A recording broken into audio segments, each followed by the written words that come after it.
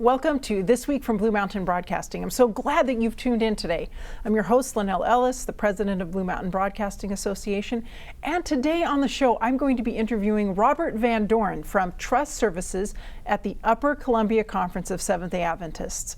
And I'm really looking forward to chatting with him about the help that they can provide when we are planning for our trusts, our wills, and what we'd like done with our resources in the future, especially for God's kingdom. So I hope that you'll stay tuned for that, and also that you'll stay tuned for station news at the end of the program. Let's begin now with our devotional thought.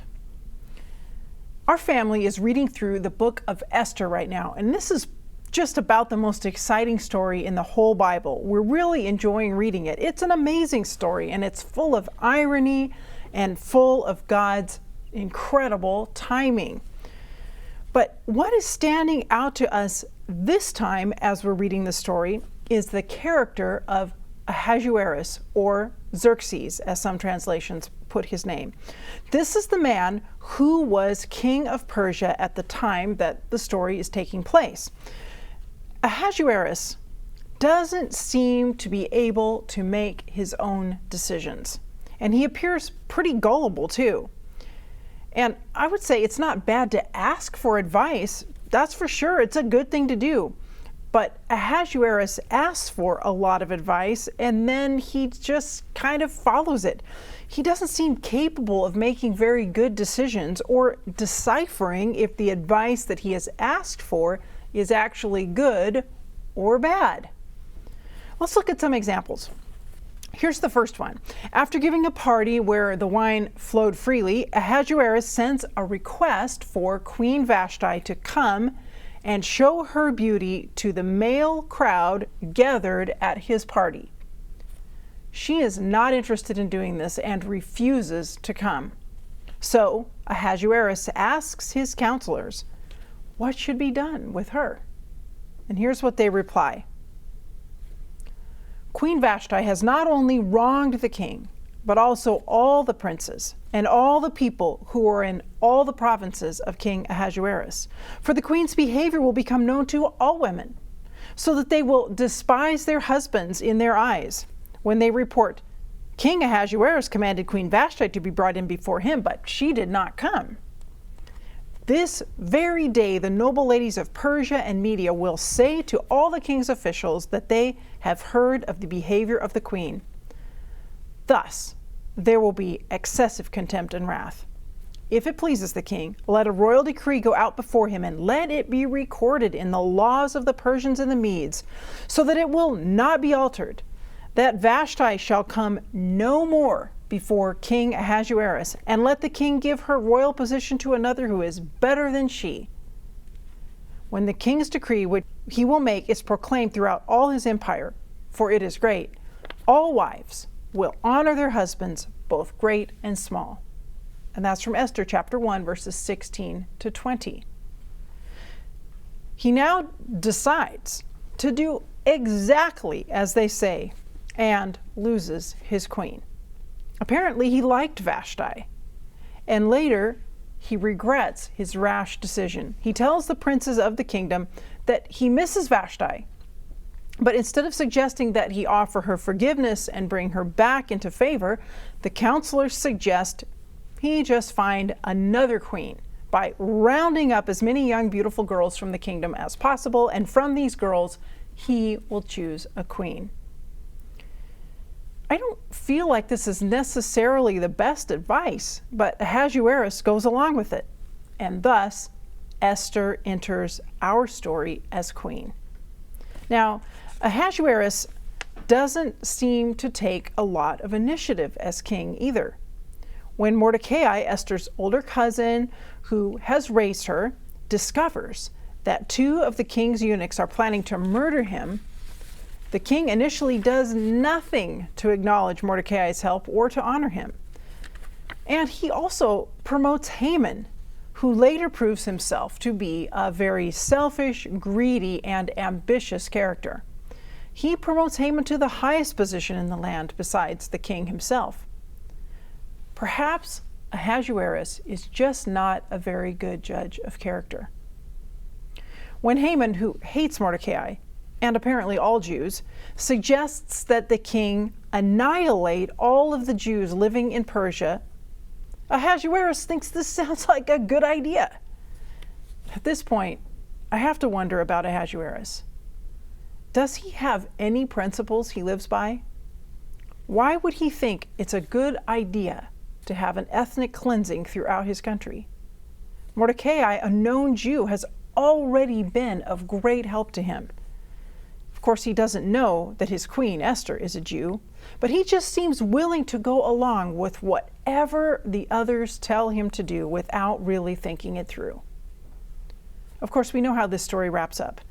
Esther pleads for her own life and the lives of her people. Haman is exposed for the evil person he really is and is hanged on the gallows he prepared for Mordecai. And there's the irony.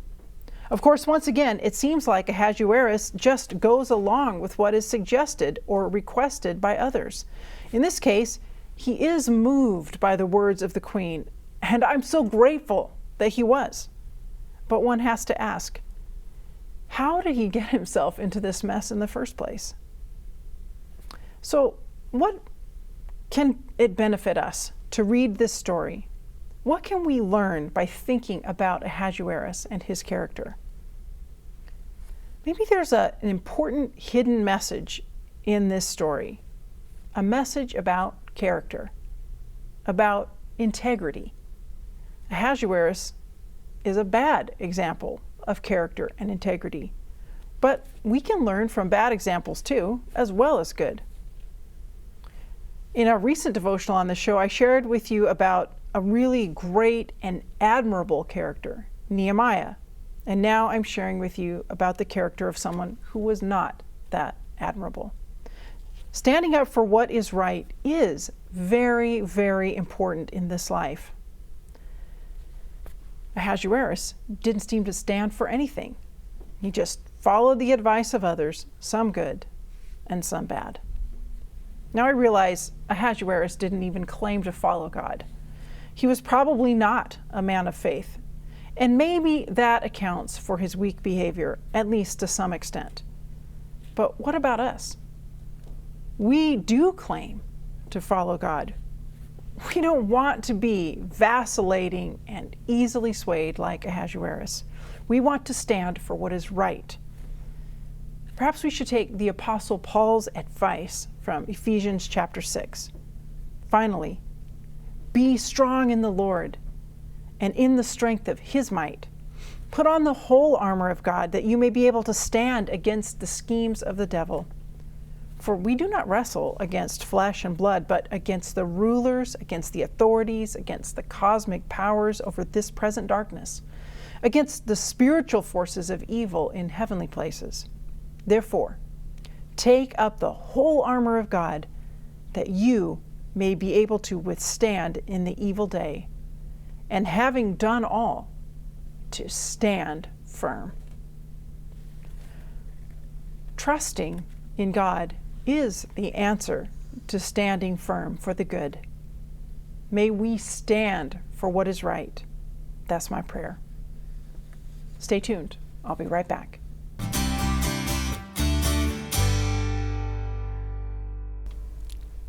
Welcome back. Joining me now is Robert VanDorn from Trust Services at the Upper Columbia Conference. And Robert, already just in giving your introduction, I feel like we need to explain a little bit to people. What's the Upper Columbia Conference? What does Trust Services mean? Okay. The conference is the association of the Adventist churches in Eastern Washington and a little bit of North Idaho and Northeastern Oregon. And it's the church body that helps to guide and administer the 120 or so odd churches, Adventist churches in that geographical location. So you work for the conference in an area called Trust Services. How long have you been doing that? Well, I came to Trust Services in 2016 after practicing law for 31 years before that, a little bit in Tacoma and Seattle, and then most recently for about 21 years here in Walla Walla, with a wonderful group who invited me over here, McAdams, Ponte, and Wernette.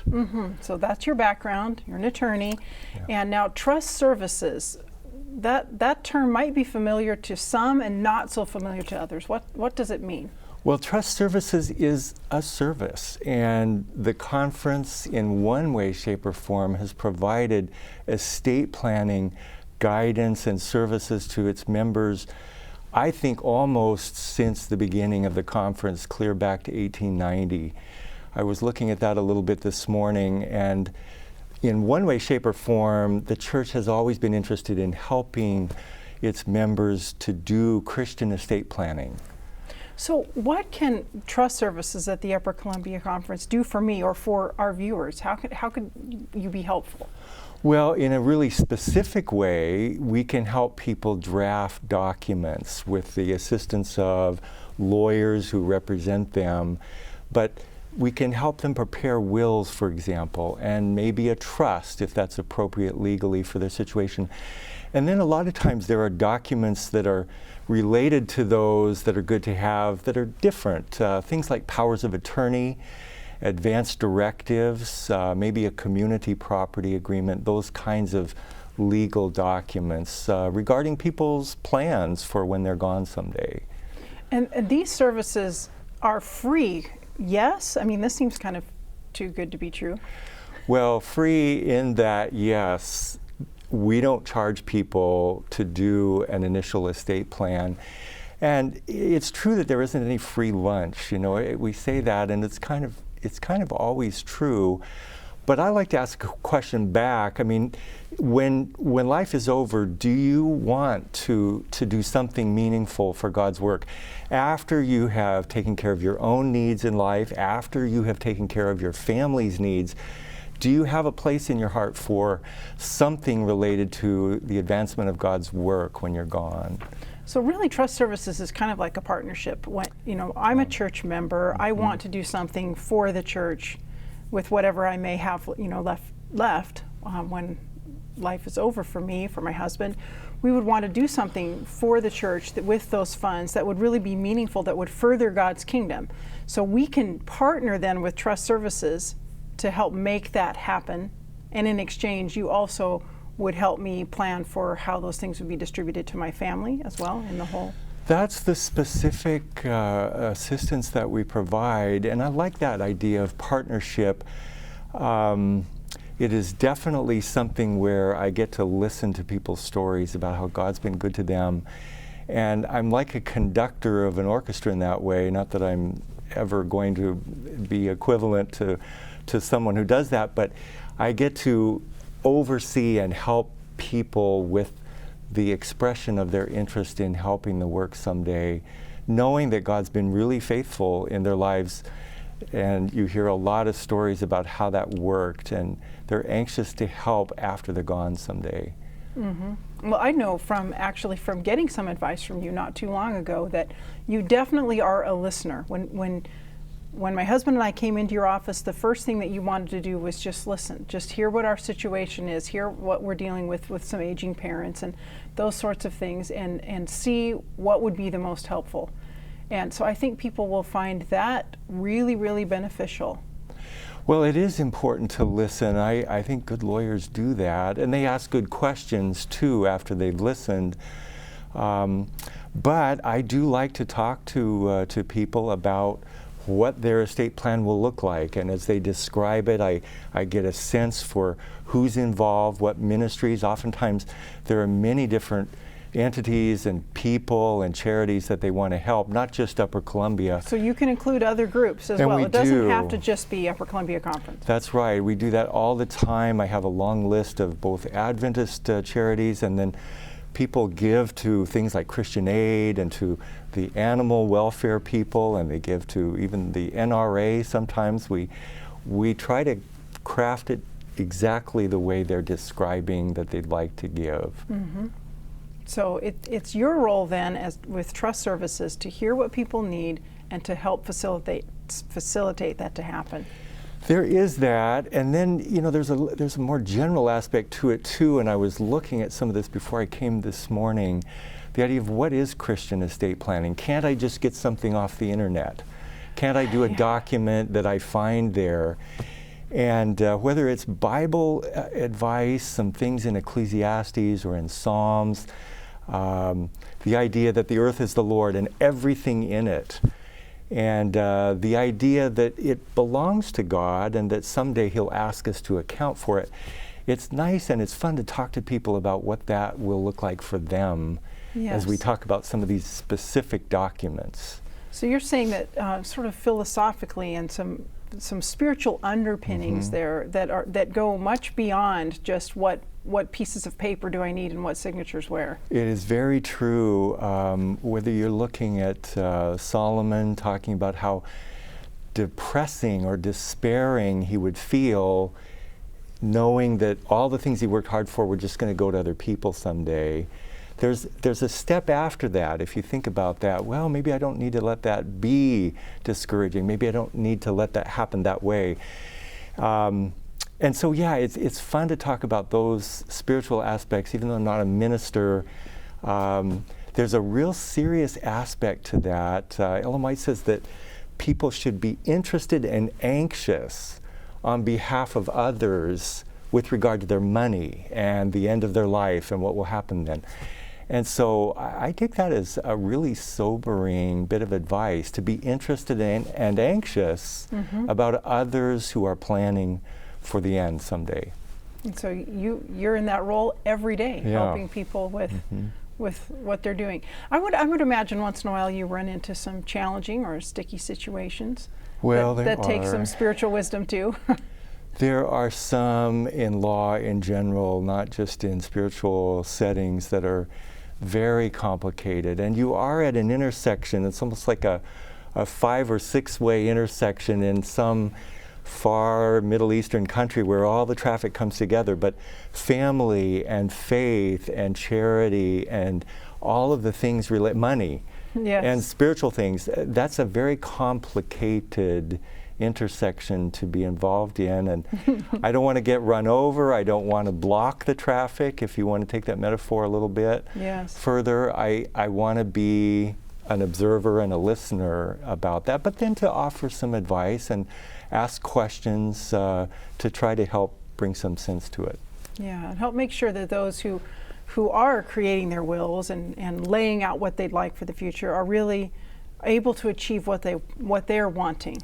Because I know many times family members can come in, close to a person's passing or right after the passing, and sometimes try to change it up a little from what that person really wanted. That is a really important aspect of parts of trust services. People trust Upper Columbia to watch out for them at the end of life. Maybe they'll be on their own, maybe family is far or non-existent, and they're anxious that their plans be carried out someday, even when they're gone. So we do spend a lot of time after people are gone trying to make sure that what they wanted done gets done. Yes.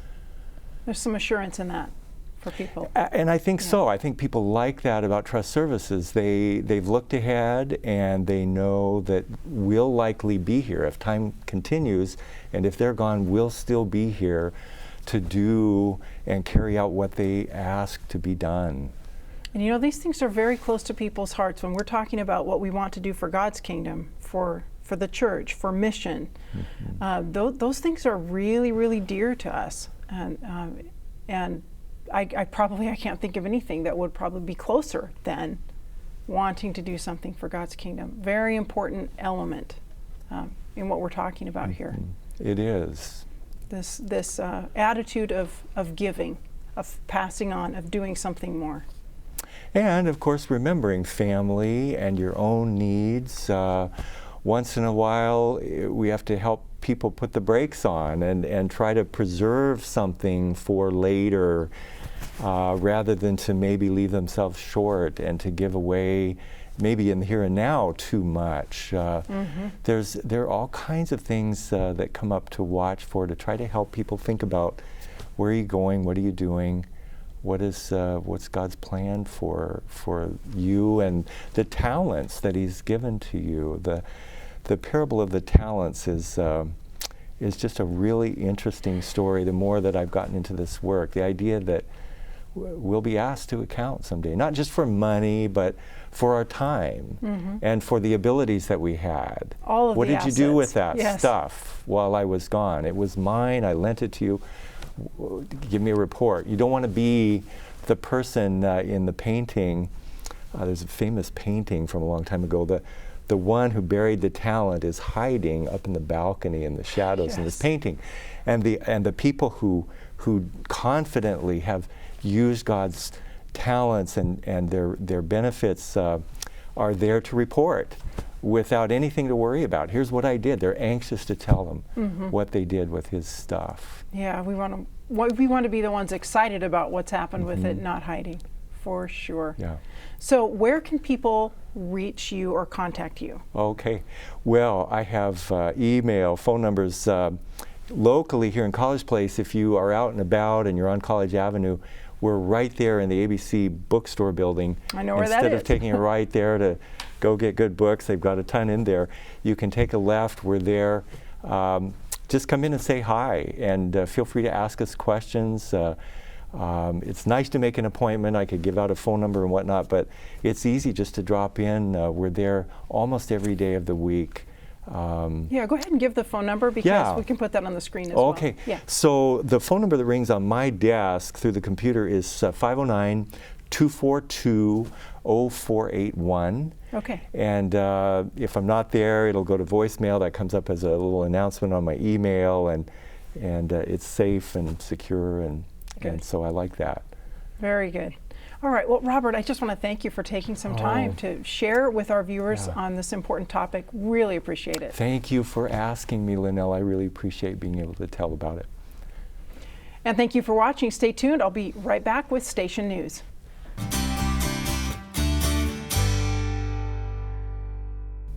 Welcome back. It's time now for Station News. This past Sunday, we made some great progress at the new facility. We had a group of volunteers who came and finished helping us remove the carpet and the platform in the studio area so that our new facility can be better prepared and ready to go to be used as a studio. And we've begun work on making that surface underneath the carpet smooth. There is a glue residue on there, as you might imagine, and that needs to be removed. And thankfully, we have a wonderful volunteer who is working on that for us and working on getting this glue removed, because we're going to need a nice, flat, hard, level surface that we can use for cameras and their dollies there in the studio. So good work taking place there, and a huge thank you to the volunteers who came and helped. Also, we wanted to remind you that the fair is coming up September 1 through 5. Blue Mountain Television is going to be at the Walla Walla Fair and Frontier Days with a booth once again this year, and we're looking forward to seeing you at our fair booth. Please stop by and see us. We would love to chat with you and meet you. So just looking forward to that opportunity at the fair. Also, as I reminded you last week, we've got some new episodes coming with the show Country Wisdom. These are going to begin August 22 at 6 p.m. And remember, the program airs Sundays at 6 and Mondays at 9. And we're going to be having some really great episodes here. The first one coming up is called The Rambler. And it's about a guy, Randall, who was a lifelong rambler until God spoke to him in a powerful way. So can't wait for that episode. And then also The Incredible Journey, a favorite show here on Blue Mountain Television, starts new episodes on August 20 at 7 p.m. And again, you can watch that show Fridays at 7 and Sundays at 7:30. Now, the first episode of the new episodes of this show is about Jesse Owens. You remember, famous guy, famous Olympic gold medalist from history. And this is going to be an episode about him.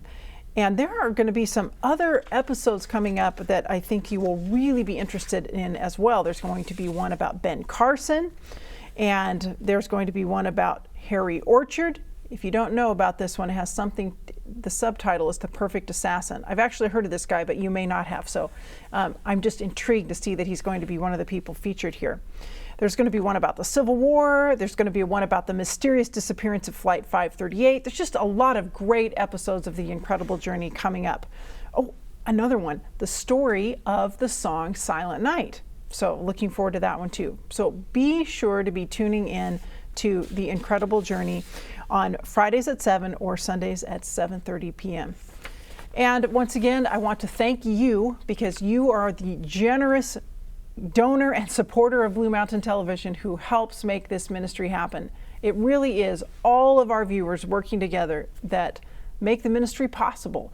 I say it every week, and it's true every week. It literally cannot happen without you. So thank you so much for what you are doing. Your gifts for our regular operating budget are extremely important, and then also your gifts that are for the facility and our move to the new location, also really, really important. Our volunteers, so valuable to us, and just wishing a big thanks to our volunteers, and thank you for coming out and helping this past week, and for what you're going to be doing in the future, for your prayers for the ministry, for your financial support. Thanks for being part of the team here at Blue Mountain Broadcasting Association. And thanks for watching today. I'll see you next time.